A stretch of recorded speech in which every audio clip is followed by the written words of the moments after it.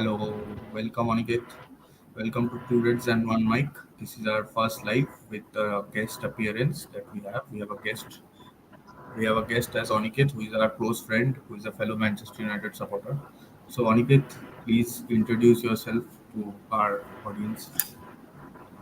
Sure. Thanks, Rohan. Basically, first of all, I'd like to thank Two Mics and One Rig for giving me this first opportunity to be a guest. Two Reds, One It's Mic. Two Reds, One Mic, and it's lovely to see both of you guys like coming online and giving us the updates on a day-to-day basis and showing us like how it could be done in regards to everything. So, thank you for inviting me, another Manchester United fan. So, introduce yourself. No issues. How did you become a Manchester United fan? Let's just have a insight about that. Small insight, Basically, please. basically, if I could tell you, it's a very strange incident, if you might say so. So it was around the 2007 Champions League final.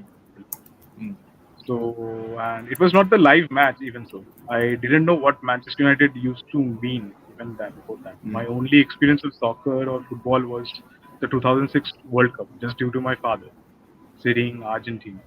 So during that point of time, it was a heavy rain outside, and all the channels used to get scrambled during that day. So I mm. couldn't find any cartoon channels or that I used to prefer at that point of time, or cricket matches that were going on. So I switched on 10 Sports, and basically the Champions League final was happening between United and Chelsea.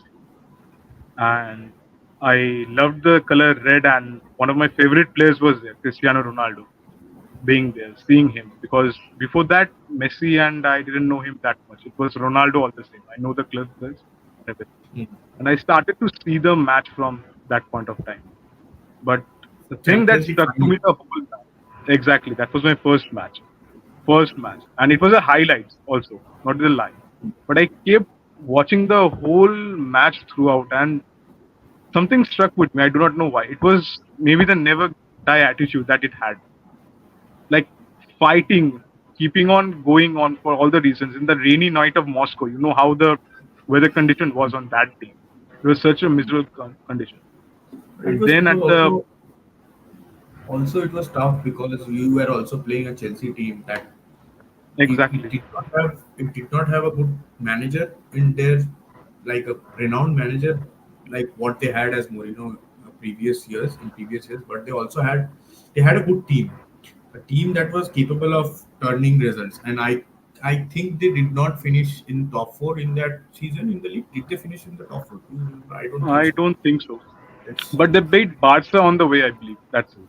Yes, yes. For the They next season. they had a good, yeah, yeah. They had a good run. They had a good run. They had a good run to the final. So that was nice. That was nice. That was good competition to have. Chelsea was very a tough opponent because they were very familiar with how United played, and they were also the arch rivals back then because that in the period of 2005 to 2009, 2008, they had taken over United and they won the two leagues, consecutive two leagues in five and six, which Mourinho came and won them the league. Back to back. So yeah, that was a good rivalry to have back then. So that is how you got yourself introduced to Manchester United. How has been the journey so far? From 2008 Champions League final to 2024, where we do not have Champions League and we are playing in the Europa League. See, for someone who's been following United since the 2000 eras or 2008, even if you ask any fan that, just this hypothetical question, that if you do not win anything for the rest of your lives, will you regret it? Probably I Hmm. won't. Because the Hmm. amount of success and trophies I've seen since 2008 till 2014 or 13 also, it is unimaginable basically. I have seen everything that's there to win. The Premier Leagues, the Hmm. Community Shield, if you count that, the Champions League, basically the main Champions League that we have, third one, where Fergie and everything, the night in Moscow. We Yeah. have multiple FA Cups. We have everything. And to topple Liverpool off their perch, done by the great Sir Alex Ferguson, I can't say that I have seen or is anything else is left to say because I've seen everything that they win. So it's, and being a Red Devil for that long, you can't get rid of this feeling. It's like once it stays, it will stay with you, no matter how many years or how many matches they go unbeaten or they get defeated. Won't matter. Hmm. That is true. Being a fan for so long and what we have seen, uh, we were kids back then. We did not understand what we understand now of the club. Obviously, we did not have that much knowledge. We were just watching it for fun because we loved watching it. That was giving us immense joy. That is something very pure. That the love that came from, like the love that we gave for the club when we were watching that matches and watching our club back then was very different to it is now. So we all know that we'll discuss a lot of things today. We'll try to cover most of the things. We'll try to talk about the whole new ownership and what are your views on that. We'll also get around the transfer that the club has made. In general, whatever the transfers are happening, and we'll also have a short talk about the UCL draw that has already happened right now. And along with that, we will also have a little bit of talk around Sunday's match. Okay. So Sunday's match, we will keep it for the last part. First, I would like to have your views on what was your initial thoughts when you heard that the Glazers are putting up the club for sale. But what was your initial thought as when you got to know that yes, our club is finally getting rid of the Glazers? What was your initial thought? We all had, if not say chosen a side, but we all had a certain point in mind which side we are supporting in terms of the Qatar side and in terms of the Ineos side. Which side were you on, and what were your initial thoughts? To be honest, I was really happy about the Glazers putting about the thing because that's everyone. Everyone was We just wanted probably a way out. yeah, exactly, Exactly. We just anything but wanted a way Glazers. out. But Exactly. Glazers was what I everyone was wanted. exactly. Yeah. I was skeptical Hmm. about the Ineos part. I told you as from before. I wanted the Qatari Hmm. group to come in, mainly due to Hmm. a biasness, you can say, because of what the City group has done, right? And then if you are considering the PSG group also, or right now the Newcastle group that's trying to become the Yeah. next City or a dominant fixture. So I was Hmm. most liquids towards them because they had the amount of money they could invest, they could provide with the infrastructure, we could start with the overhaul and everything. So that was the main point I had. So I was very skeptical about Ineos.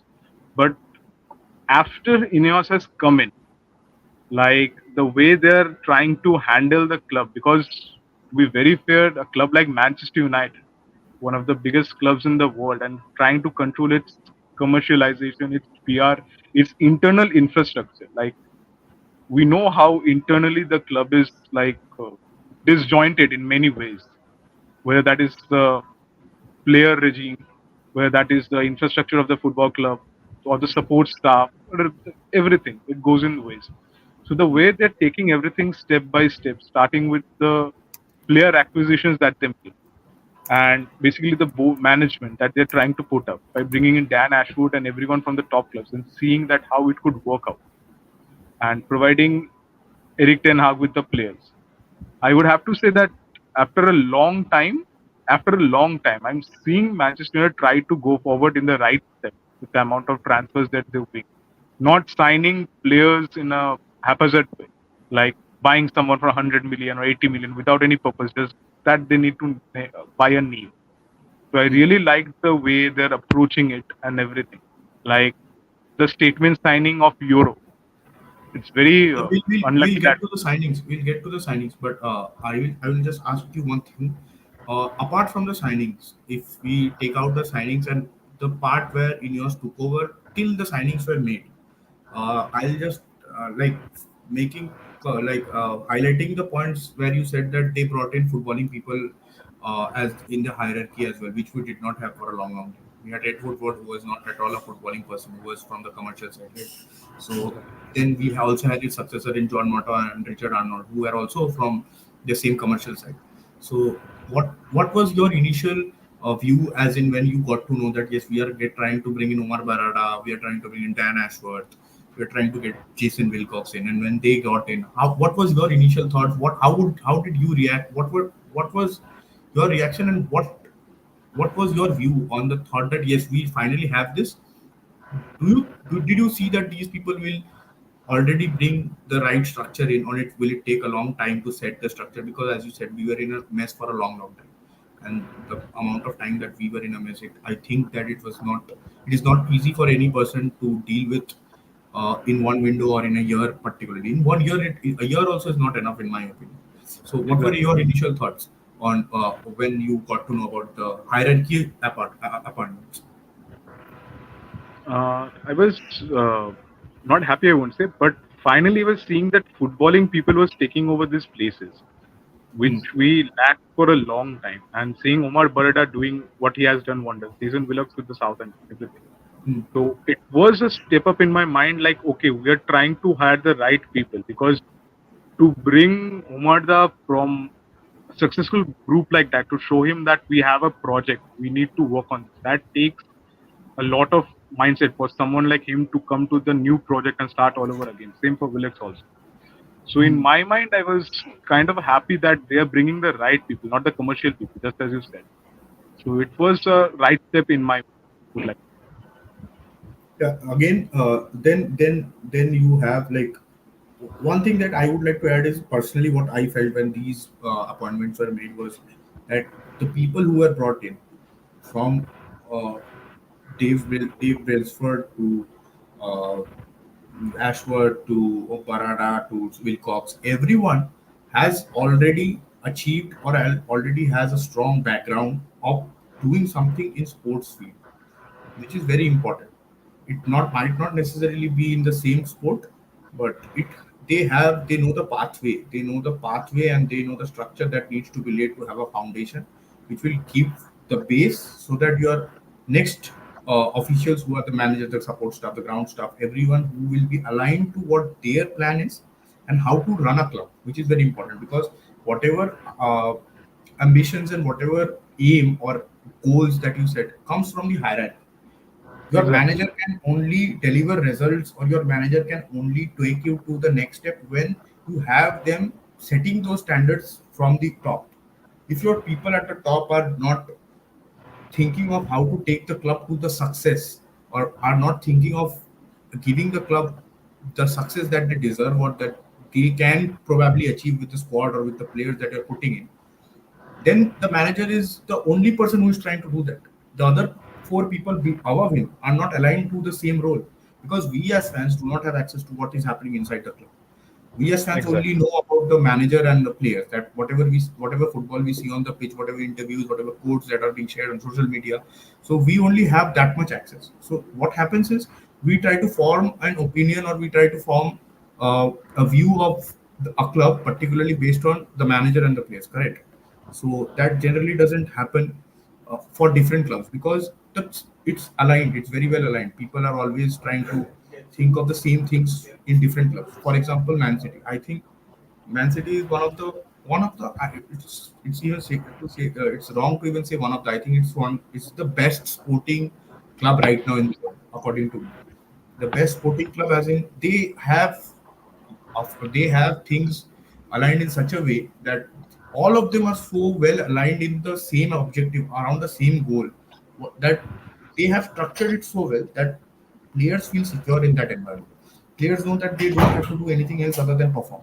The only thing that they have to do is perform on the pitch. Players don't have to take care. Same for the manager as well. Manager has to focus on only the football on the pitch. Otherwise, everything is taken care of by the people above me. So that way, it gives a lot of leverage on the players. A lot of pressure is taken off the players and the manager. But at times at United we have seen in the past years also that the manager is not only a football manager, as Mourinho also said that in at United he wasn't just the manager. He had to scout people, he had to scout players, he had to try to bring in help, he had to get his contacts and get people in, which is not the job of manager. Which is not, and at a scale of and at a club like Manchester United, that is not easy at all. So initially, when we saw that yes, that footballing people are being appointed, which is the first positive sign, in my opinion. And then we initially saw that they are trying to lay a foundation. The first thing that I would like to mention is that the first thing that I saw is I saw leagues getting banned, like numerous leagues that we had about our clubs or any decision that was being made It by our stopped. It drastically stopped. even if it didn't stop at all, like on a whole, it lessened to a very small number. It came down because till the point they were appointed, we had the Greenwood decision out in a way. Exactly. Richard Arnold had come out with the Greenwood decision, he had tried to brief reporters, and he tried to see what the reaction of the fan base is, what the reaction all over the world the fans are giving, so that he can have a better view on it. Is that a way to run a club? I don't think that is a good way, because you do not stand your you do not have a standpoint. You're trying to see what the fans want, and then you try to give that.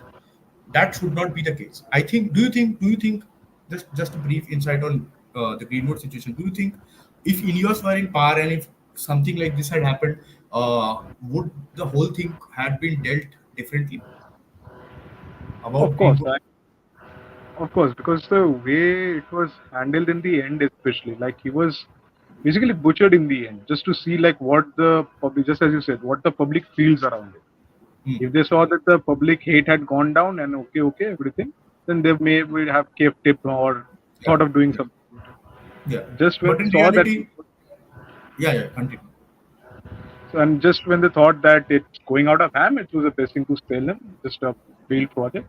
We have to. But the way it was handled, right?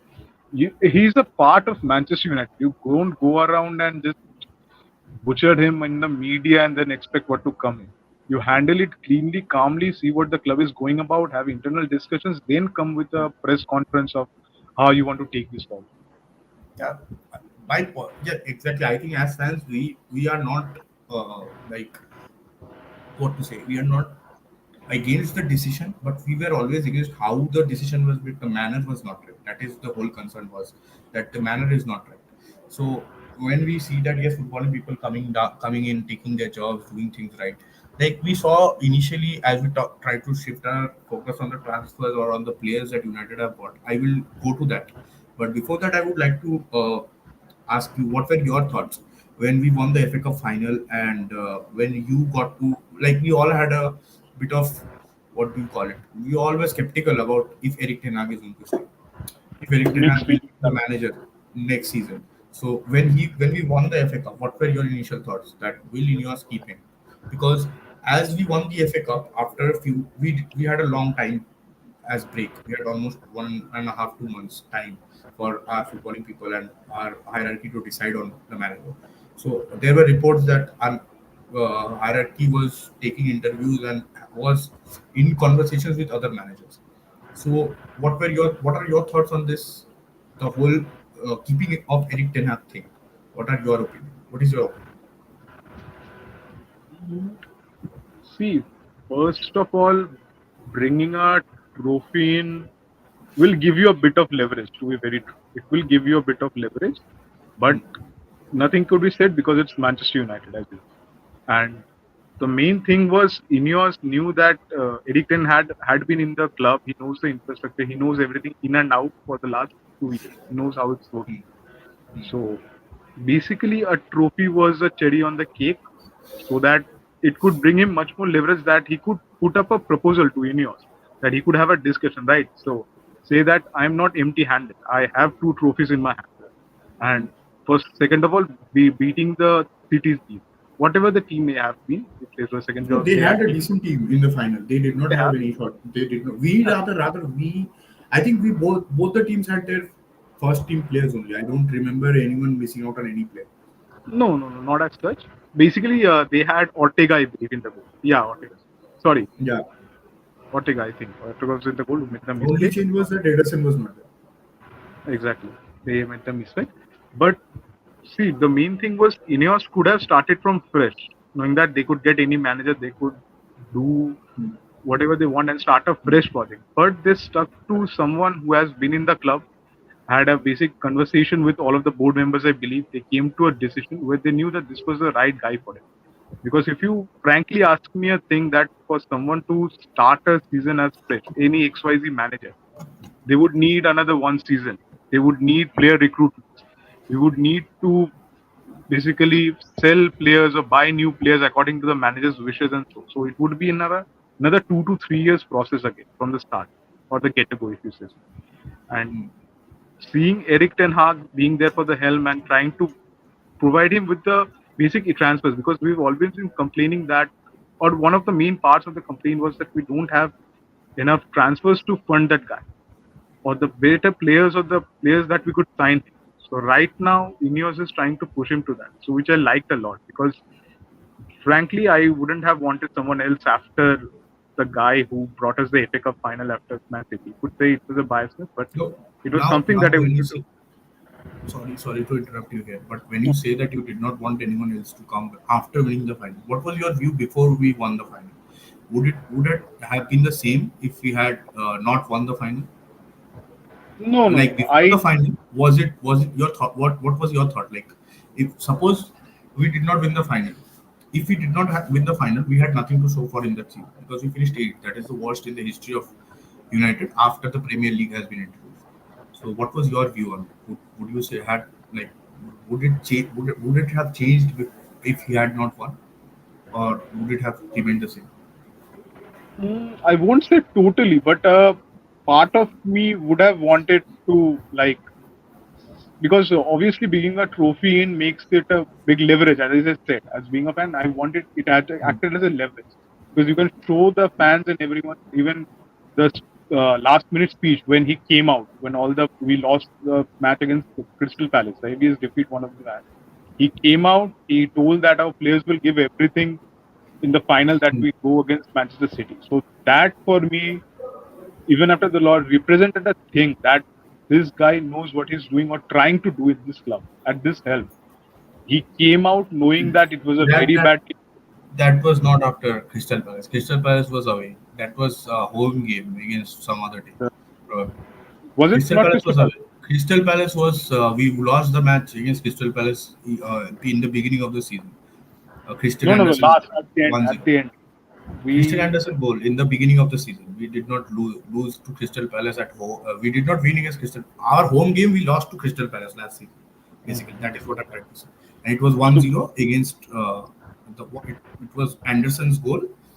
We lost 1-0. It was in the beginning of the season. We had Varane and all that back then. I remember that.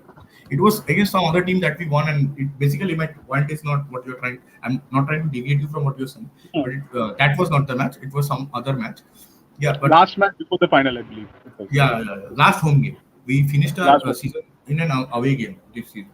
Last season. So basically, to say that he came out in a match where he know that it was not going well to come in front of the fans and promise them something.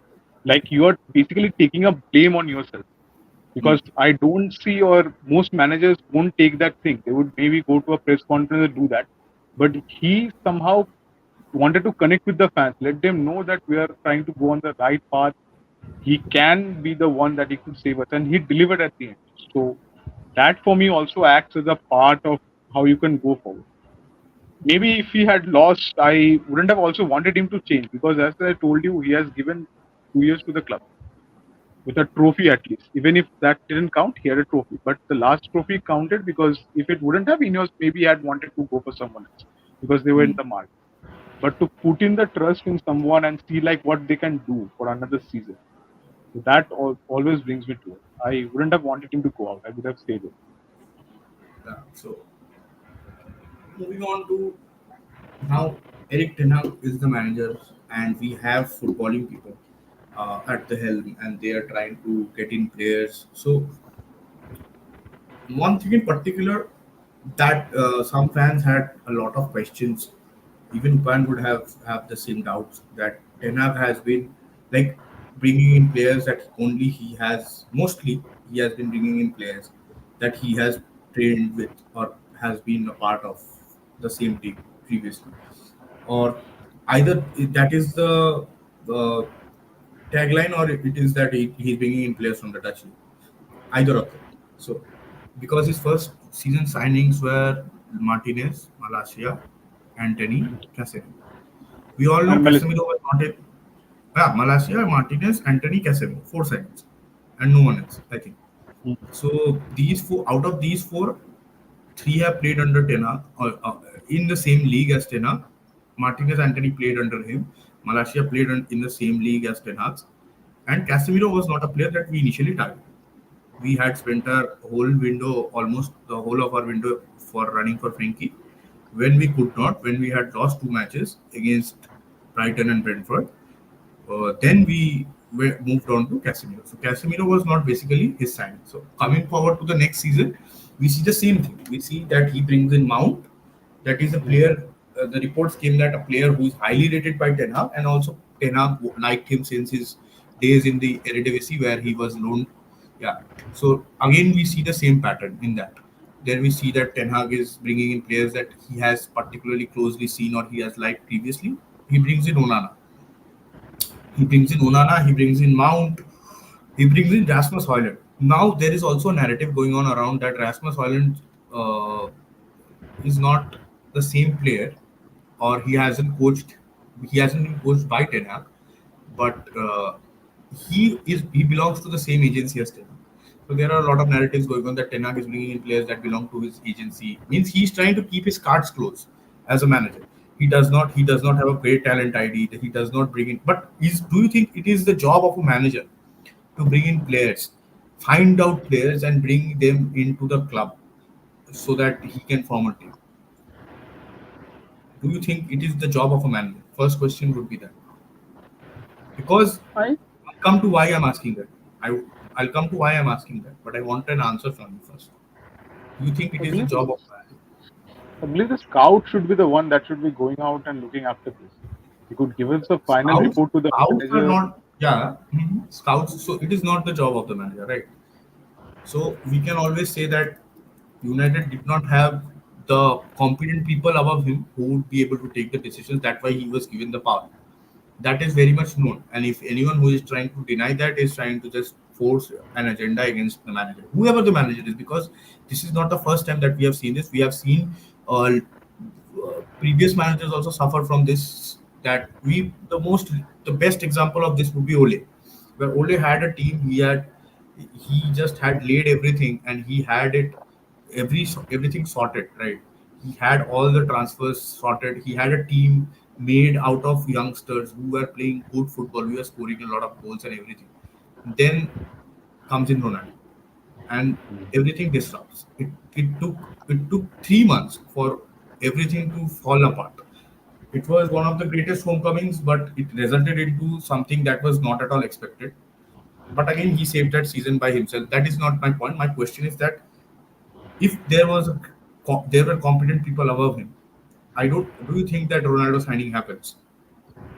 No, of course not. Because see, if basic fans like us, we know what Ronaldo has been to us, right? He's our holy grail. One point. Hmm. Just like Messi is to Barcelona, he is that Hmm. to us. Right. Knowing that he has given everything to us, why? I'll just tell you my basic points. My basic Hmm. point with that, we're bringing a player who is who is almost past his prime. At his Hmm. prime, basically, he could play for another 2 or 3 years for another English Premier or any other league, not to the. But you cannot build a team where he could be starting every match. It was basically a youngster team where you would need someone like Ronaldo who would come off the bench at 70 minutes at time or 60 Hmm. minutes at time. He would be Right. that bringing that fresh legs at the 30, 20 minutes because we know he can do that. He's good in the Hmm. aerial threat. He could be doing that. He could And also lead. you'd always want someone like Ronaldo to be around a group of young players. That would be a very Exactly, big plus for them. exactly my point. You had Rashford who could, like, under his guidance, could grow another better. He could. We do not know what lessons he could have given to him. He could made him a better player. Seeing someone like Ronaldo could come on the pitch and every day train for 2 hours before, 2 hours later, it brings in a mentality among the youth itself. That does to itself. But knowing that he won't be like playing every match, it should be handled within a proper way. Just so that for a homecoming, we're bringing in great seasons he will give us, and after that he'll be gone. There is no project. There is no project surrounding him. You're not surrounding him. You're just making him the top player for 2 years. Then once the sale and everything is right, Tata bye bye, go around. The project starts from the front. So that was a more emotion driven than a sporting driven decision, right? So it was. Exactly.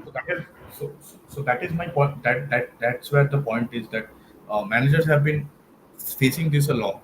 Okay, for a long time. Like suppose managers have been targeting a particular profile of player and they are looking for a particular kind of player. They haven't been given that.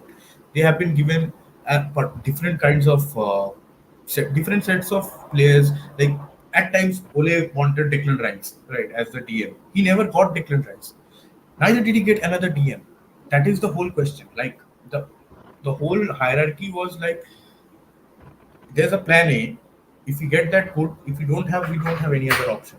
That is Vanished. the whole It thing. just fall off. Right. Yeah, exactly. So, so Ten Hag bringing in signings that he knows he has played with is not something that I think is.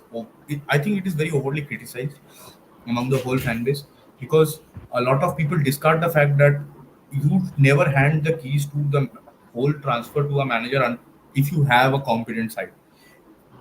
You will never see a club like Real Madrid or City, even at this point, will never ask Pep Guardiola to what like which player would you like. They would obviously tell you or ask the manager about the profile or which position the player they wanted, but they will definitely not ask them about the player. They would want the manager to come up with a profile or how he wants that player to play. So, given that Ten Hag brought it, so now he has been given the leverage of good footballing people around him. So we brought in as our first signing, we got a striker in Zauxi. Then we got in Lenny Yor. Then we got in Delict. Then we got in Mazarui. Now we have got in Ugarte. So there's five transfers that we see. Now, what do you see as a change in strategy? Firstly, a change in the strategy, as in change in transfer strategy, change in the approach to what kind of players are we trying to target, and how does it help the team overall? What do you think? Keeping in mind what signings we have made so far. Coming to one of the facts that you just mentioned, like before I go to transfer news, is that Eric Ten Hag had to profile the player and everything just during that period, right? But in Ineos, where I have heard that he just seems to say that in which position they'll be looking at, and Ineos will probably give him an option A, B, and C, which pretty much lessens the burden on the manager a lot. He has options to work on, then those people will get to see which is one and two. So that's a very good decision in my end. That's how things should be done at a certain point of time. And coming to the transfers part, if you're saying, one of the best things that I've seen in a long time, which I'm stressing in all of my things, is that after a long time, I'm seeing many things in United is that we didn't buy someone overpriced. For me, all of the deals seem to be at a reasonable range. First of all, Zirkzee was, just as Upan says, that it's a different kind of a player. We needed someone like that. He's not a proper striker, who can play in the midfield, who can take in the press. We have a striker in Hoyland, so we needed Yeah, someone to. We needed something different. If we are playing exactly. Zubzi and Hoyland together, then we get two different players in them. But if we are not playing them, one of them plays, one of the other comes from the bench. Then we have a very different set of player coming. Yeah, good, correct, right. I agree with. We have that, so that's a good profile to see like how he develops in the coming few months and this year also. Hmm. And coming Hmm. to the Euro part, as I would believe it was a statement sign from Ineos. Like Hmm. till the last day, But, as we know, but he was.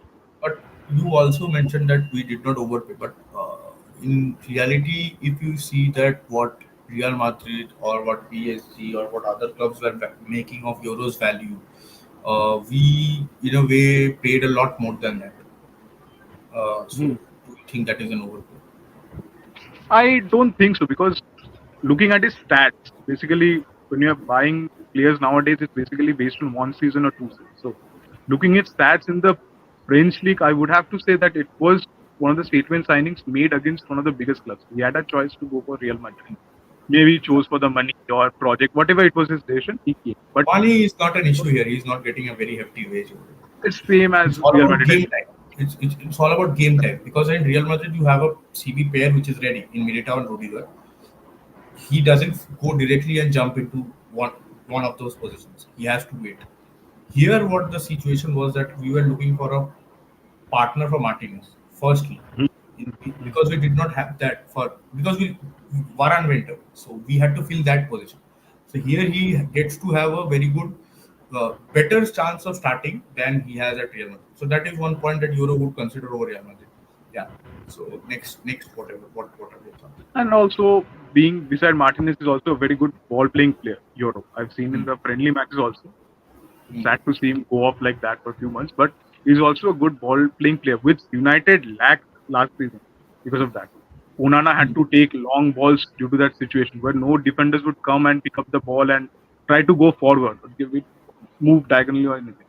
So that was one of the good parts that where we brought in. And I'll go to another signing, that is Mazarawi. So Mazarawi, from the first two matches that I've seen, he looks fresh, he looks sharp. Especially the first match, he looked good. And the last season also, and before Anthony came in, it's a controversial player, but before Anthony came in, I heard that both of them used to work pretty well in the Ajax lineup. Because what Anthony used to do, Anthony used to take the ball and he used to dug deep beside the player. He would take two or three defenders on the sideline, and Mazarawi used to create spaces and go up front. So that may be one of the things that we could see in the future linking up. I hope it does. But Mazarawi seems fresh coming off from the right back situation that we have, coming to Wan Bissaka. Wan Bissaka was a fantastic defender, no doubt. He was basically, the balls would be really glued to him. But as an attacking part, he was not that much. Where we right now we have two good wing backs who could attack also, and defensively they're sound for that. And Yeah. coming to the, yeah. But again, if I ask you about Mazarui, the point that you mentioned is here. I would like to like mention one good part about how Ineos have dealt is that we have uh, we have sold or we have let Van Bissaka go for 15 million, and for that same amount we have replaced him with Mazar. So this is a very good example or a very prime example of how a good footballing structure or a good footballing hierarchy works. Because in, previously we have seen we failed to offload players. We haven't been able to offload players in the right time because we have given because we have let Pogba go on for free. We have let Varane go on for free. We have let Martial go on for free. We might have to let go a lot of players for free, which is not how a club works. Because then you are not getting anything out of them, right? You Exactly. are and unless and until you have a good like sell budget, then you do not have a good spend budget as well. You have to sell. Like Liverpool have a very smart strategy where they sell to buy. Even if in this transfer window, if you see, they have already generated a revenue around of 60 to 70 million by selling three players. That is Carvalho, Save Vandenberg, uh, and one of them I don't remember who it is, but they have sold one of them. The three players I remember they have sold, and they have been able to generate around 60 million. So that is around 60 million that they have generated already. But they haven't brought in a player, single player, other than they brought in Chiesa in the recent few days back, and they have got in Mamadashvili, who will be joining in next season. So my point is, you need to generate revenue, you need to generate funds by selling also. So this shows that if you can sell Wan Bissaka for 15 million, you can also bring in a better player or a overall all-round player.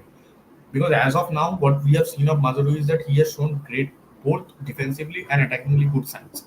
I don't. I we the sample size is small basically, so we cannot judge him and we cannot say that yes, he is going to be a nailed on good enough player or a good enough starter in the team when Luke Shaw comes in because he's been playing at right back. So if Luke Shaw comes in, Dallow might start at right and Luke Shaw might start at left. That is something we can see. But we can see that there is a change in approach where we are bringing in players who are not of the same similar profile, right? Like we are trying to develop this overall technical ceiling of the squad. That is very important. We do not have the same range of players, right? And uh, about Delict, what is your opinion about Delict? Because he's also there. You mentioned about the three signings, so Delict is one. You did not say much about. Uh, just as I told you, he has been one of the great players that has been coming up. He has won titles in Italy. He has titles won in Netherlands. He has been all over. Basically, now after coming from Germany, so he has been at the one of the three or two best leagues in the world. So he knows how to be that. He has been one of the best defenders for quite some time. Not at the top, but he has been one of them. But my Okay. main question that I'm coming up Because that you don't more than a good defender. I think as a defender you need to be a leader and a character as well. Because hmm, as a because and because defense is a lot about communication as well. To manage a backline, it is very important how you communicate and how you communicate with your partner and people around you. So he was the captain of Ajax, as you know, under Eric Ten Hag at 18 or 19. So to be a captain of a club, it is at 18 or 19 is not something everybody can go around and say about themselves. So there is some weight in that player, right? exactly he has, because why would we big clubs be going around him? But Yeah. My main issue, I know it's not a big thing, but the main issue is how much he has missed football for the last season. I know it's not much. He has played a lot of matches, more than 20 matches he has played last season, more than 20. So apart from He started 25 matches last year. exactly. But the gap that he has for the injury prone, that's something that concerns me right now. That's the only thing. Other than the pricing and everything, it's good because we are getting Delit. We all wanted him few years back also. We couldn't have him. So right He's now we're five having years him. late. Exactly. We're 5 years late. Maybe at that time we would have paid more than what should I say? More than what the amount was. Maybe 100 million. He would have costed a lot less because that time no one knew about Delete. Delete had to go to Juventus. Understand until It was this for is less than before. 50 or 70, I believe, at Juventus. No, Or more than this is before he became Ajax captain. He was scouted by United. okay. This is when he was scouted before that. Then he was because he United had played an under 17 match where he played against Rashford also because they are more or less of the same age. So he was scouted before the whole Ajax scene of Delict. But when he came up as a target was later on after he went on to captain them in the semi-finals of Champions League and all of that. Then his value was 70 million and Maguire was around 80 million and we chose Maguire. He had the option of joining United as the poster boy, but our hierarchy went with Maguire and English CB, and so that is later on. Yeah. So his injury concern is there. I know it's true that he's not one of the fittest players that we can rely on. We can say that he's going to give us 30 to 35 matches in the league daily. So I think Ten Hag knows him well. I think that will be managed. His minutes will be managed. I don't think that will be an issue, to be very honest.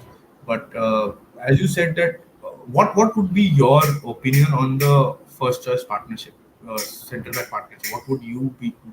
What is your choice? Like, which are the two players you would want to start in any match against any team, not against a particular team?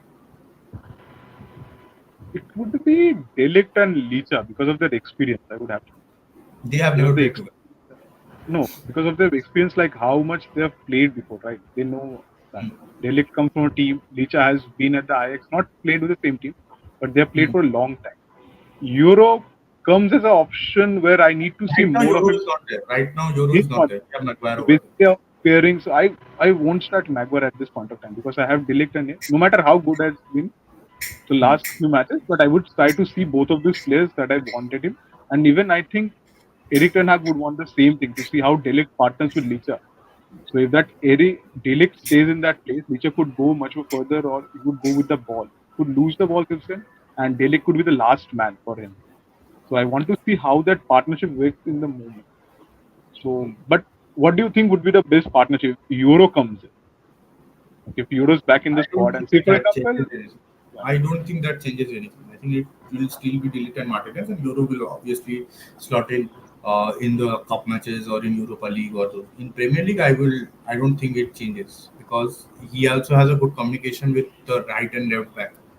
Because if hmm, Mazurin plays at the right back in terms of when suppose we have because he's playing in the right side right now. Talo is playing as a left back, so he knows him in Bayern also he has played with him and he has a good combination with him also that helps in defending a lot because we saw in the last match how what errors United are making and how we are still how we are still losing matches due to individual errors. So that is a big question mark that we all have on our defense line. So we'll get to that. But as of now, we did not speak about Ugarte. So a bit about Ugarte. What are your opinions? We talked about everyone else. I like frankly for a long time we needed someone in that position. Casemiro, you know how long it has been that we needed someone in that position. Like since the days I've been watching football, that has been one of the main integral parts for United. First with Fellaini, then came Matic. Matic stayed in that position for a long time. He delivered us a lot of goals. It was helpful. Then when Ugarte is coming in such a time, I would like to say that where he could partnership with Meno a lot better because Ugarte likes to take the ball. It's for him. It's like life or death for him. He wants to go forward. He wants to take the ball. He wants to hold it up. He wants to take away the ball from the opponent as much as he can, which would leave Kobe with a lot of space to go forward and go with his passes. He could go up also. In Yeah, playing in because a I think we need someone with Bruno up top also. because sometimes we see that we lack creative options in the attack when so having one more player over there who can contribute in quick passes and who can turn the ball quick, who can make a good cross here and there, because we have seen Kobe do that in previous season also. But Yeah. for his age it's a good, like for it he's just 19 and I don't think we bond him out too easily because he's playing a lot of Exactly. minutes now. So with Ugarte coming in also it takes a lot of load away from him, because we all know Casemiro so far has been good for the two matches, but again his legs will give up. It will eventually happen at one point of the season. So we cannot Yeah, start because Casemiro you day in can't day out play as well. for more than 80, 90 minutes on a day-to-day basis right now. It's only No, possible for 80, 90 minutes is too long, I think. It's more, it's just like 60 minutes. And because if you take continuously, make him do that and make him play 80 minutes every day, that takes a toll on his body. And eventually, what happens is when the fixture condition pops up and everything, when we have to play 3 matches in 10 days, then it becomes difficult for Casemiro as well. So I want Ugarte to start with Manchester, beside Kobe if for United regularly. So I think it will take time. I don't see him. I don't expect him to start on Saturday on Sunday. I don't think he will be in the bench as well because tomorrow is the deadline for registration of the players. Tomorrow has to be afternoon. registered or is it? It was done. It was supposed to be done today, right? Like the Today, I what I have. So I saw gold. I saw one of Goldwich's tweet, and I saw that it's written that he has trained with the squad today. I don't know how true it is or how much. I do not have much information, but the registration date is 12 p.m. Friday, so that is in their time in London time. I think 12 p.m. Friday. So I think he'll be registered, but I don't see him be on the bench. But again, with Mount's injury, I think we'll have to somehow fit him in the pitch. I don't see him getting minutes. But again, it's a high voltage match against Liverpool, which we do not know how it pans out in the initial minutes. In the last 10 15 minutes, if we are having a lead and we need someone to cover up for tired legs, we need fresh legs on the pitch, I think then we can bring him on, but it depends on how much training he has behind him. Because what we saw with Mazaru is that he got 2 to 3 sessions and he was up and running like that. But we did mm. not see the same with Derek. At least I did not see. I think he needs more time, and I think he will be ready for this match. In the first match, I did not see it. I did not think that he's ready at all. I saw his with his movements and everything. It looked like he wasn't ready. And in the last match also, personally, okay, I'll just have a quick discussion about what do you think about the errors that we had in the last match? One point that I would like to ask, have an opinion about. Do you think what was your view of the last matches? What was your view? How did you see the match? How did United play? What were your views? We were basically like after the first match, we were basically in and out most of the time. Like the first half, we did good. The one goal that was offside, and after that, we started pretty good. We did good. But in the second half, where you could see that the same thing, like Manchester United lagged that from time to time. Like one moment they were good, they were going forward, but somehow the Brighton team erupted us. They were an exciting team, not to lie. They were an exciting team, the way they're approaching and everything, the Welbeck goal and everything.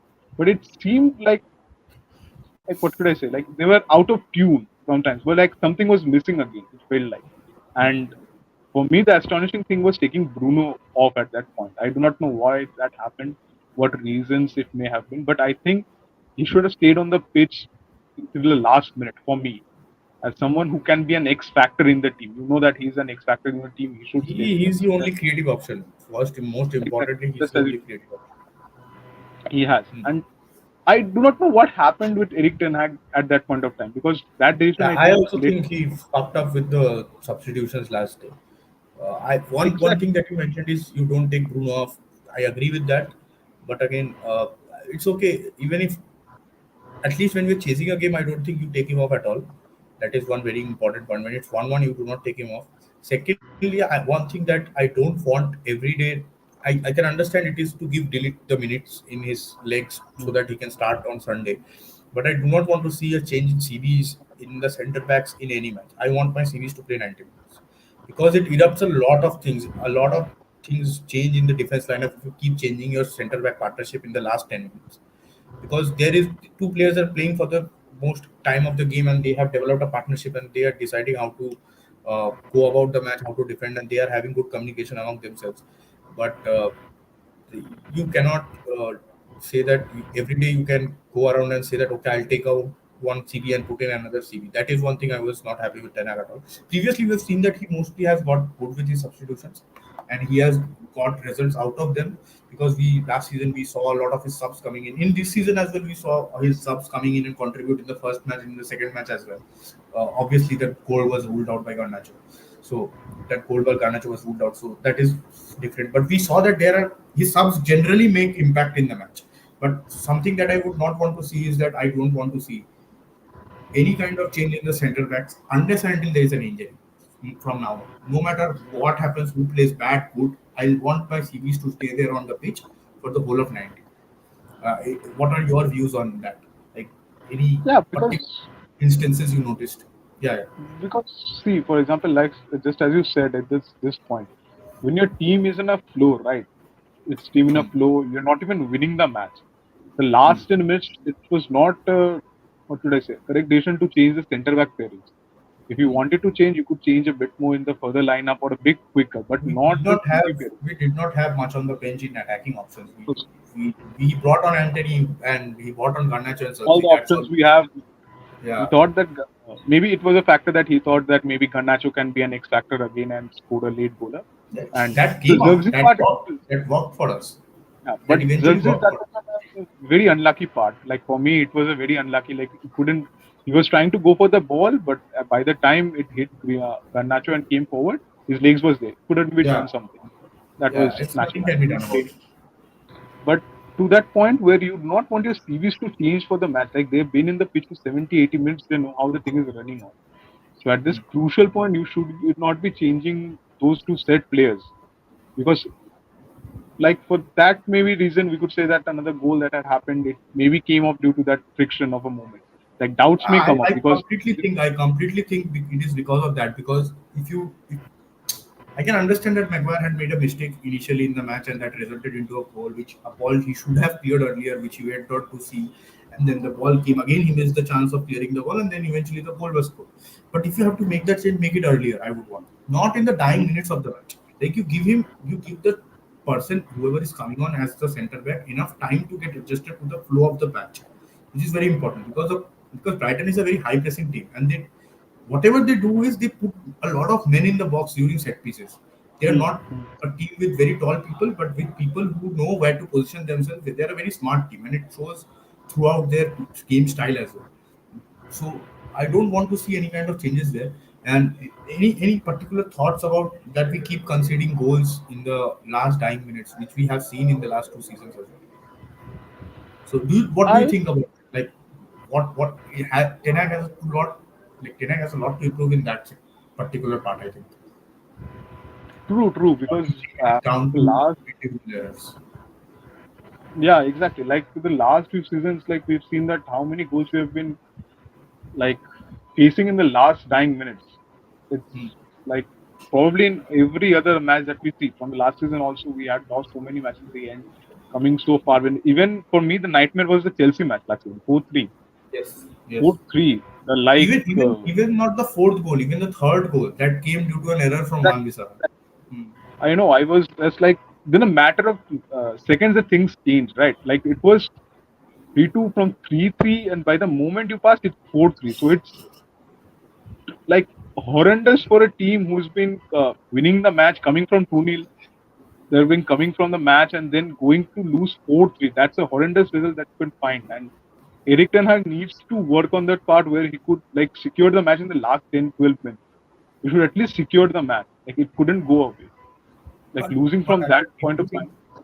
yeah, I get your point that Ten Hag needs to improve on that. But do you think uh, players are also responsible for that? Because I have seen a lot of times where United have conceded a goal and all the heads and shoulders have dropped.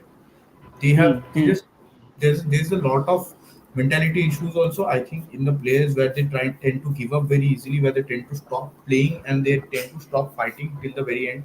So Exactly. there, I think it is not entirely on the manager. Of course, the manager has to take blame because of that.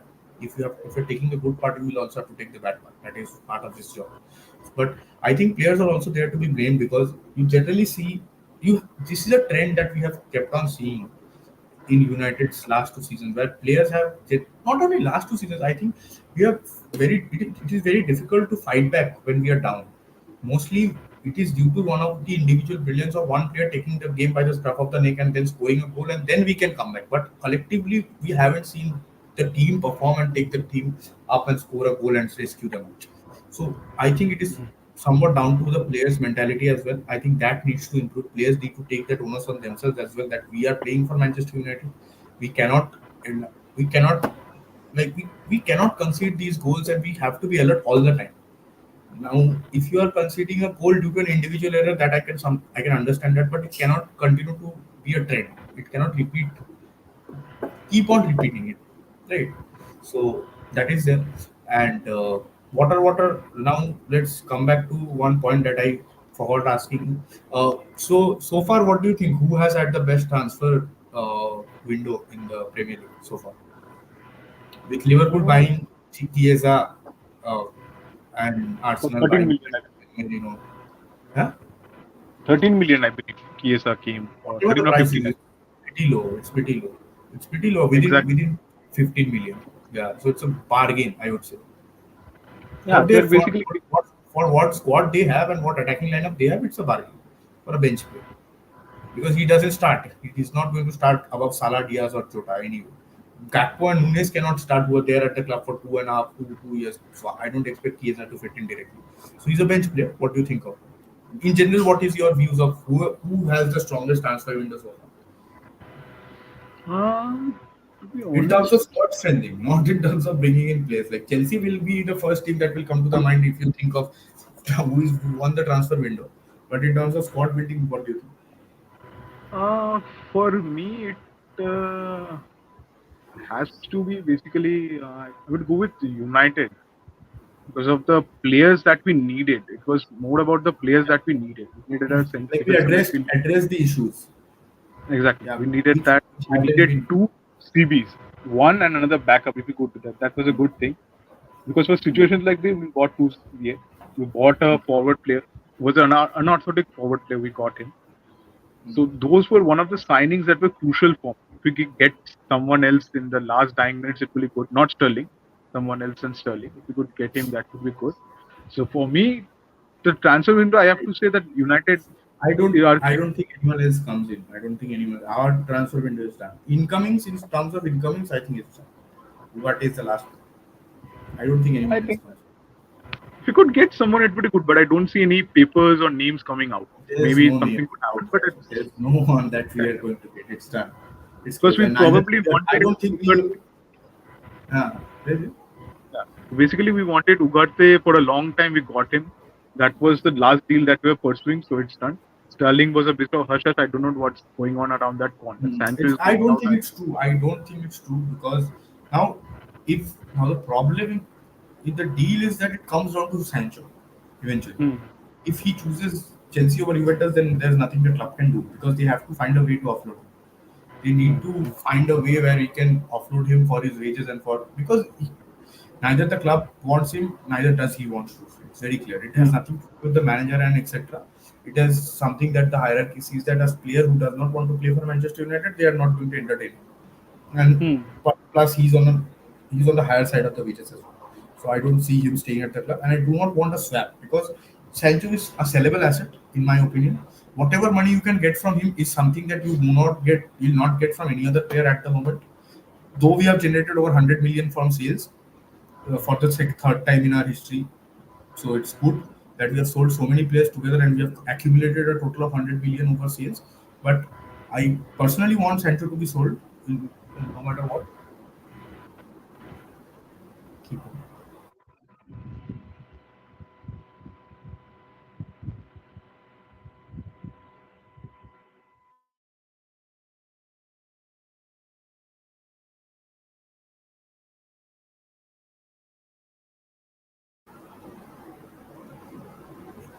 What happened? Where do you want to? Hi.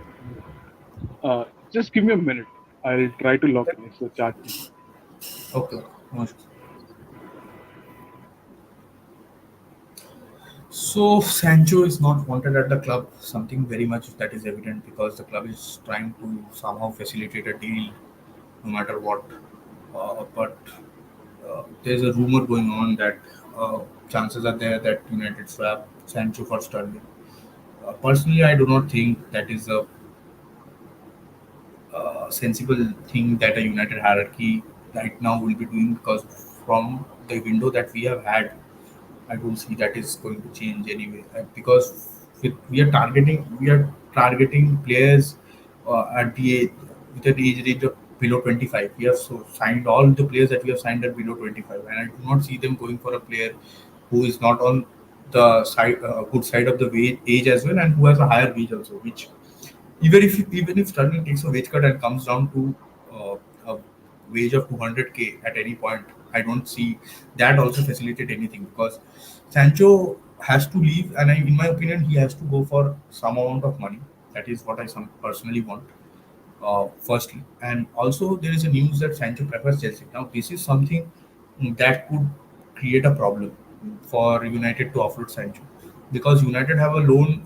United have almost reached an agreement with Juventus to get him for a loan with an obligation to buy. But I don't know how much Sancho wants that because Sancho obviously he will not want to go outside of England. He is from England, so he will obviously want to stay in his country and do whatever he wants. I don't see Sancho being very ambitious about his career as well because if you are trying to go in a squad of Chelsea where you do not have where they already have 8 or 9 forwards, you do not see Sancho coming in. And one thing that we are very sure of with Enzo Maresca is that Enzo Maresca is very blunt, in my opinion. Enzo Maresca is very blunt about his whatever he has to say, and he makes his decisions very well, and he sticks to them. Like he's been very clear about he does not want Sterling and Chilwell, and he's not going to stick with them, and he's already being very vocal about it in his conferences, and he's just keeping on repeating himself that they can find themselves, they can find them suitors for themselves, and they can find a new club for themselves. But the problem here again comes up with that Juventus have reached an agreement, almost an agreement with United about Sancho for a loan with an obligation to buy. But again, that only happens if Sancho agrees, where Sancho is preferring to move to Chelsea. He has been, he seriously has issues with it. Like, if he'll create a lot of issue for us if he does not uh, move to Juventus because Chelsea is someone there who are trying to facilitate this move with a swap with Sterling. Chelsea are not going to pay any money for Sancho. They are trying to offload Sterling as well, and they will say that we are offering you this helping hand. You take our player, we'll take your player. We are going to both help ourselves. So that is somehow they will try to facilitate it. But that is not going to help United. Taking Sterling in brings in an attacker who is an experienced one, but again it brings down the wage structure and everything, the age bracket that we are trying to maintain and everything down. So it, Sancho's move to Chelsea and Sterling's to United helps Chelsea more than it helps United, in my opinion. So that is a lose-lose kind of situation for United. So let's see what happens with him. What is your opinion about that? What is your opinion about Sterling coming to the team? Basically, a deal eventually happens where Sancho moves to Chelsea and he comes to United. Because see, Sterling as a player is okay for me. I don't have any Hmm. issues with Sterling as a player. Neither for his age, for a bench player, I'm totally fine with Sterling for the player who is. Because he's very much experienced and he will perform in here and there matches and he can help us get results. But the issue is with his wages. Even if he brings down his wages from 330K to how much will he bring it down to? Will he bring it down to 150K? No. He'll at least bring it down to 250, 200K. That doesn't help us having an extra, again, that kind of player because it will be very difficult to offload him eventually. Exactly. Yeah. I'll basically, if it's a like Chelsea buy him or like as I think that he's favoring Chelsea more compared to Juventus Yeah. because he wants to stay in England, I believe. So that's a good thing. But the thing is, buying another like just as you said, Sterling may have won trophies in all of the teams he has worked under Pep Guardiola and Not then at in the Chelsea. Liverpool. No. He Basically, won at nothing at Liverpool. nah, City. at that he didn't win. So that was, but at City he has won everything. And at one time I remember Pep used to call him as Messi, basically the player that he needed for a certain time. Mm. That used to work out. And so that's a thing that it's good, but I don't think I want to bring someone as a dead weight again. Because if Yeah, he's not working and he's sitting on the bench and just as you say earning around 300k or 250k, that's a lot of pressure on the club to offload him. Because we would have to provide you wherever he will be going, he will be charged less for that amount, and we would have yeah, to basically sit it him will be for a very free. difficult to offload him. It is going to be very Exactly, difficult to offload him. Eventually, we will have to let him go on a free because his exactly. wages will only, because no one is going to lower his wage for another club. Right now, he's doing it because currently he is out of favor at Chelsea and he's Hmm. been clearly said. Again, then if that same thing happens 2 years later, then again he is becoming 32, 33 at that point. That doesn't help for his age. We are seeing the same with Lindelof. It is very Hmm. difficult to offload him. No one wants to pay even 10 million, 5 million for him, even eventually. So it becomes difficult. So talk Sterling, as you mentioned. So let's see what happens with Sancho. Uh, I hope uh, we both can agree on this, that we both want him to be offloaded this season rather than keep him. We want him to. I hope he gets. We can get the deal for get the deal with Juventus over the line by the window. Window ends. By the way, the window ends today. So the window ends on 30th, not on 31st this time. I don't know why. I don't know the Okay, reason, but the window ends on 30th. So in our IST time, it ends on 31st, 3:30 a.m. And in UK time, it ends on 11:59, 30th of August. It does not go till 31st. okay. So that is one information. So that is one I thing. So Yeah, I it think will be because one it will day. be better for the club also and also for the player also if it goes to a Yeah. better player where he can settle down because the thing has brewed down a lot and it's not going to come back because we've seen in the preseason also it was trying to be patched up but it didn't work. Especially No. the Community Shield final. It was more about trying to show other clubs that yes, he still has something in himself, and it is just a try for advertisement, more in Exactly. a way. So that is okay. That is fine. Talking about Sterling and talking about Sterling reminds me of his time at Liverpool. With that, we can come to the preview of a little bit. Let's have a discussion about Sunday's match. The biggest rivalry in England at Old Trafford. So, what are your views? They have won 2-2.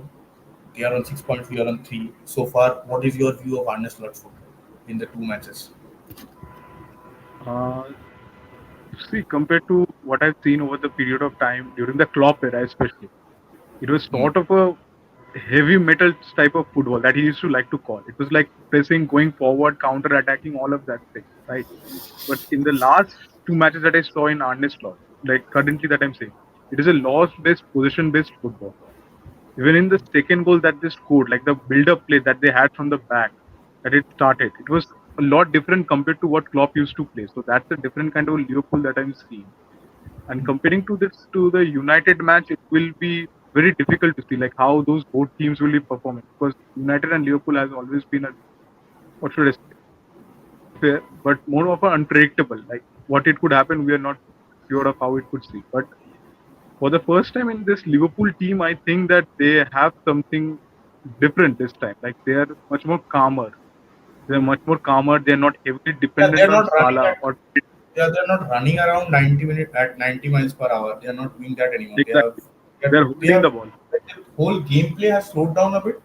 But again, it is you can see like the squad they have right now. It is Hmm. a very good squad for them because last season with the same squad and with no additions other than Chiesa, they had been challenging for the title. So you can say that even if I'm not taking any credit away from Slot. I am sure he's a good manager and he is doing his job there. But again, it also comes down to what squad you inherit and how good that the amount of players, how many good players you have in that. I think they have a Hmm. lot of good players. They only need a center back and a particular DM to make sure that they have a squad that can compete for the Premier League because this squad already knows how to compete and how to win Hmm. because mostly they have won something together. Not most of them, but the core group knows. Allison, Van Dijk, Trent, Salah. These people know how to do it, right? So we can see that in a way. But what do you make of how do you see United line up against Liverpool? How what are your thoughts? Like we know that Mount is injured, so do you expect Chelsea Hmm. to start? That yeah, that's the new thing that I would like to see because I haven't seen play from the start. And to see someone like him start from this Manchester United team and a match against Liverpool, it will be very crucial for him because he needs to keep his nerves calm. As I told you, it will be a very feisty affair because cards will be flying here and there for him to start. And I see how he would be linking with Rashford and Bruno. I would like to see that how he's been But linking do them. you And if see Rashford what start this match? The important I question think is so, that he should start. I think he should start mainly due to the experience that he has for the past few seasons in the Liverpool match. I think for that he needs to start. And Garnacho, he could come off later, but I think the back four will be the same. And I think that if there's a chance, same Ugarte could as in start. Maguire Licha or Yeah, Delict because Licha. I think it will. Do you think Delict will start? Because I think for this match, Delict I think he may start. he starts because I think combining two matches, he's got around 25 minutes of football. So Mm-hmm. that is something I think he will start because of that. And I don't see Maguire starting. I think this is the match where Ten Hag will want his backline to solidify his backline because we are going to be up against a very good attacking lineup. And I want Mm-hmm. whatever happens in this match will be a test for what the team that we set up. That is very important. I think the result will follow eventually if we play good because we have seen against top six teams at home we have been decent enough. Uh, Except when we have a fit squad, we have beaten most of them at home. We have beaten City, Liverpool. We have beaten almost everyone, Arsenal as well. So it's not a Mm-hmm. problem. We'll make sure that I want to make sure that this new whole squad and this whole new setup that he's trying to make of the backline partnership with Mazarui at right back, with a different kind of right back with Ahmad starting at right wing, which we did not have in the initial stages. We have had Anthony there. So and also Zalsi as a striker, who is not a particular box out and out number nine, right? So a lot of changes are up there. We cannot say that it's the same lineup that we are going to put in that we used to play in the previous seasons. So there is a bit of change, but I want to see how good United show up on that day because uh, these players and most of them are playing in a new setup. This is going to come like if you count, we'll have Delict starting. If Delict starts, it's Delict, Mazarui, Mm-hmm. Ahmad, Saksi, and no one else. And if Casemiro and Ugarte starts, then I don't think Ugarte starts. I think Casemiro. So four players are starting. Dilip, Mazarui, Ahmad, and Zerxi. So these are the four players who are starting in a new setup. So these four players can influence a match a lot, Mm-hmm. both because in a positive way, these players can bring a lot of change. So Zerxi is a very good operator as we have seen so far in the matches in the limited minutes that we have seen. So and talking about Ugarte, I don't think he starts. I think he comes off from the bench and gets eventually the way delete has been facilitated in the last 10, 15, 20 minutes. I think he gets those. If the match is in a good position, I do not think he comes on. But I don't know. I think Ten Hag brings him on because there is a long international break, so I think he might come in earlier as well. So he can come on. I won't mind that. But what are your early predictions for the match? What do you think is going to be the score line, or who is going to come out as a winner? Or what are your predictions? Um, so Old Trafford, by opinion, me biased. I'll go with United, but I think it will be a very close match, something like 2-1, I believe, for 2-1 for United. One is Manchester Because United's favorite score line since exactly, forever. because for me this time I believe the main match, more than the defense and the attackers, it will be between the midfield because Sozobozlai for Liverpool is tearing it up. Last season, what we saw and compared to the last two matches, he's been playing a lot deeper. He's been running up the ball. He's been playing the ball. So he's a permanent or one of the key figures in their midfield. And he'll be Hmm. going against Kobe in a different spot.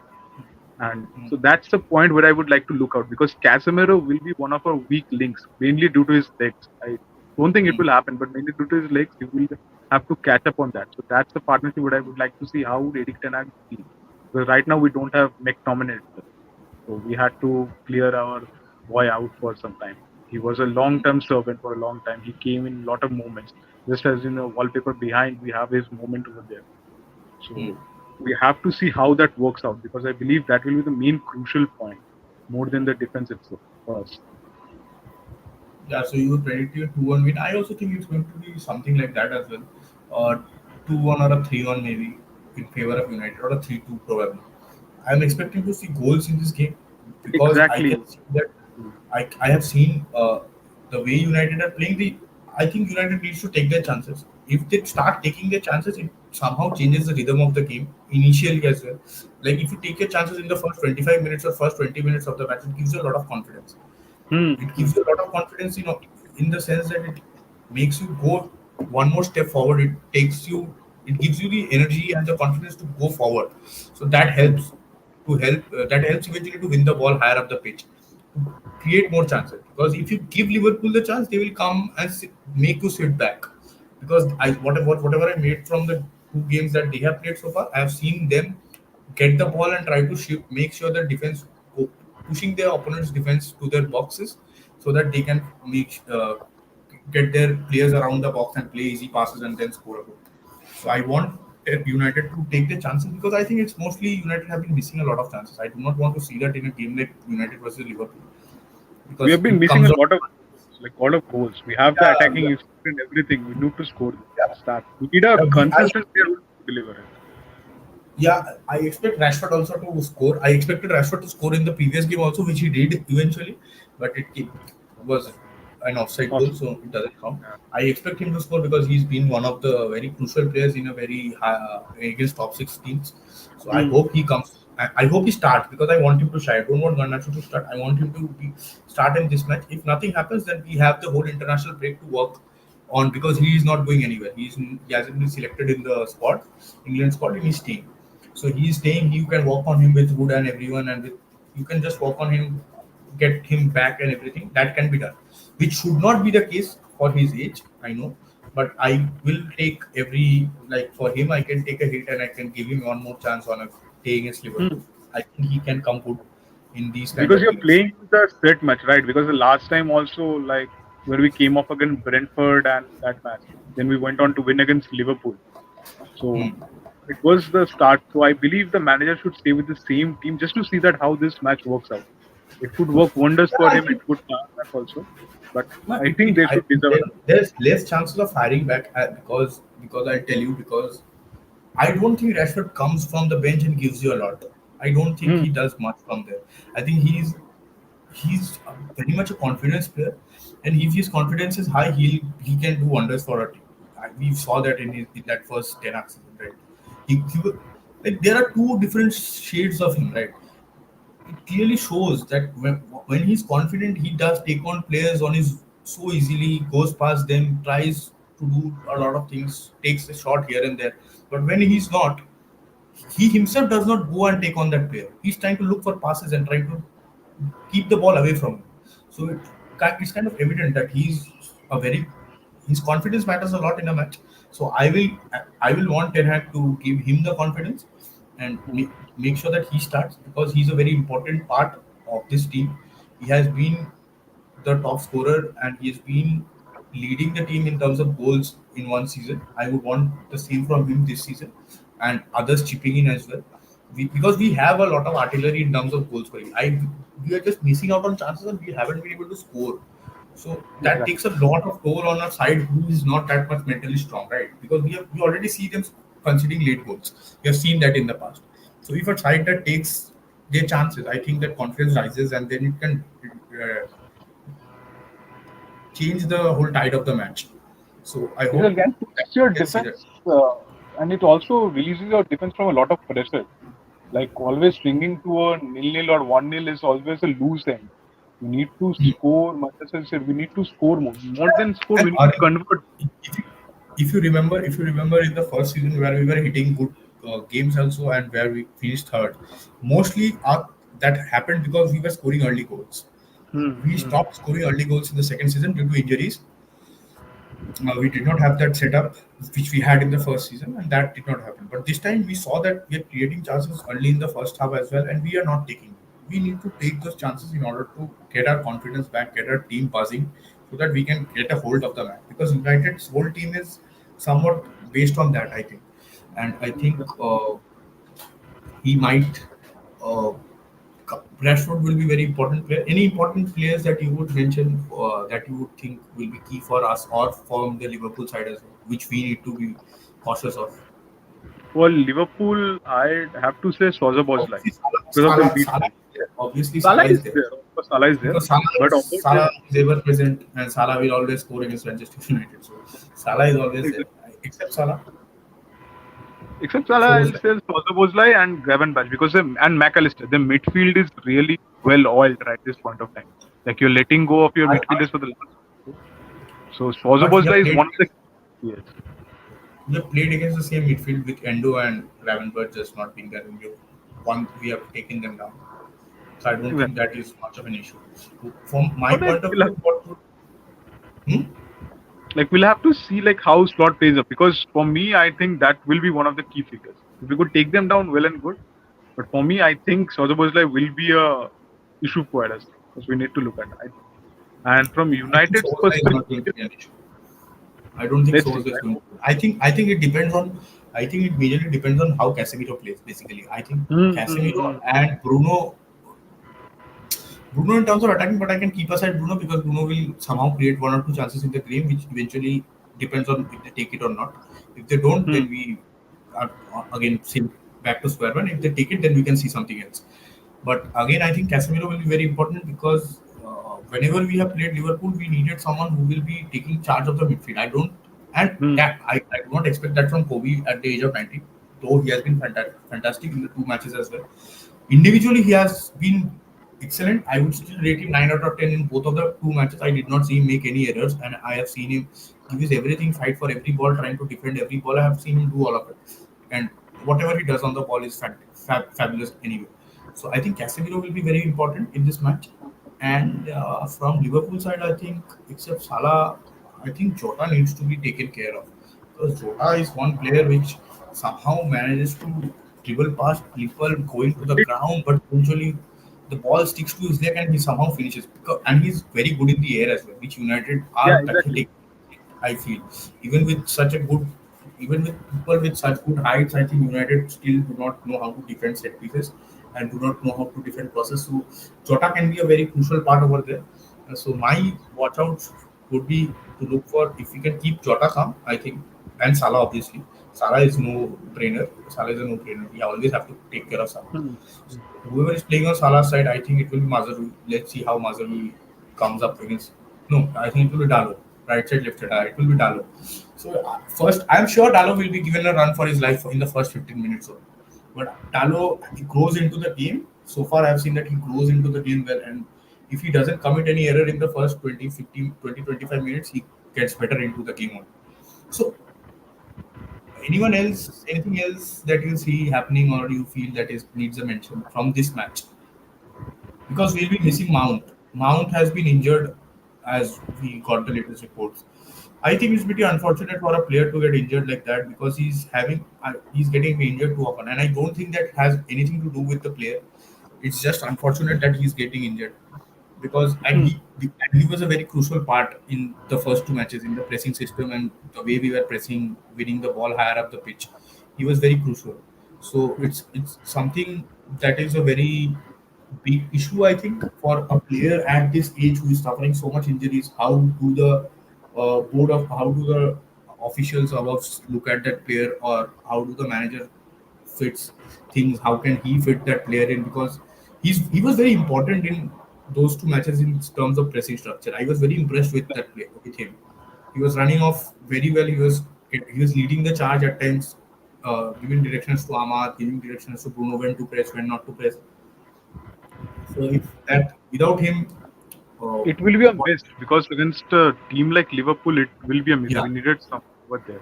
Hmm. And the thing mainly against like the chances and everything we are coming about, if we have to go forward and toe to toe with the teams like Liverpool, Arsenal in someday in the coming season, Hmm. Liverpool, Hmm. Arsenal, City especially, we have to take our chances because that's what teams like will do till the last minute. They'll take those crucial moments, one out of one, they'll hit it. And United need to take those chances, and I hope they do against the Liverpool match. Not Yeah, that basically in these kind of matches, it comes down to moments instead of the whole game. hmm, One mistake here and there, one critical collapse of concentration here and there, and then it's gone.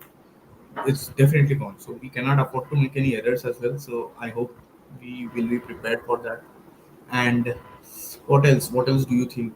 Uh, I, okay, suppose if we lose the game, what do you Hmm. make of the manager? Because we will be 3 matches, 3 points at that point. Hmm. See, So Liverpool will be what your do you make of the first. season? Liverpool will be your first big test in the season, right? We have brought in new players. We are trying to fit them where they are working. The manager is trying to see which tactics are basically working. It was the first 2 matches. First match we won. We won by keeping our heads cool in the last minutes also. The second match we were unlucky basically. We were on and off due to the substitutions and we were unlucky at some part. The goals ruled off and everything. The third match will be one of the biggest tests where we could see how Liverpool fares out. Even if we lose by a close margin, like whether it is 2-1 or 3-2, it's a close margin. I would say that it's a good, what should I say? It's a good revision for the manager, like where he could make his parts, what he could do. Because if you are saying that Ugarte will be a miss, Casemiro has to be at his point. And seeing that the Liverpool team is quite set right now compared to what Manchester United, they're quite set, they're well drilled, they're working well. To see how we are battling them, it will be a good test for the manager. Then, as you said, the uh, basically the international break is going to come up, so it will give him a time to work on his fixtures and how he could go forward. So I won't rate anything just right now. It would take some more matches to see, and especially this Liverpool match, so how Mm, the transfers will be working, and especially to see how Zirkzee starts. How Zirkzee starts and plays with that formation with Bruno, correct, Casemiro, Ahmad, and correct, Rashford, and how they handle. correct. Because Because if a lot he is not similar to Jota, is not similar to Jota, but he plays a lot like Jota. He could take that position, the false nine. yeah, and also the way Mount was pressing, I would expect Zugzi to do the same because that resulted in a good United coming into a lot of good positions as well in the matches, in the 2 matches. So I would want Zugzi to be that energetic from the beginning as well. So let's hope that we can see United win the match. We will be here live on that same day again. So we will be here joining us. You can join us as well. No issues with that. We'll be watching the Sure. match. We'll be giving our opinions on whatever we see, honest opinions on how the match pans out. So final prediction. So you're saying it's going to be a 2-1 United win? 2-1, close match. United. Okay, I see. What about you? Either it's going to be a 1-0 or it's going to be a 3-2. And I'm what very about skeptical. Upan's prediction? I'm still not sure about how it's. Fans prediction, I do not know. I don't think he predicts. I think he'll go for a draw, most probably. Draw. It has to be. Draw we haven't seen in a long time. We'll have to see how that works. Yeah, we But saw let's last see. season only 0-0 to 2-2 draw. It's a very different scene what we see. But let's see how this works out for both the teams. Because Generally, United Liverpool does not end in a draw. But last season it was a last season also the match was in our hands only. If it was not for that tackle from one, it was in our hands. We were winning again. So it would have been 3 out of 3 against them. But we faltered. So no exactly. issues with that. 0-0 also draw at Anfield. So we saw 2 draws last year. So Hmm. there were 2 draws. So no issues with that. Let's see. Thank you for joining us.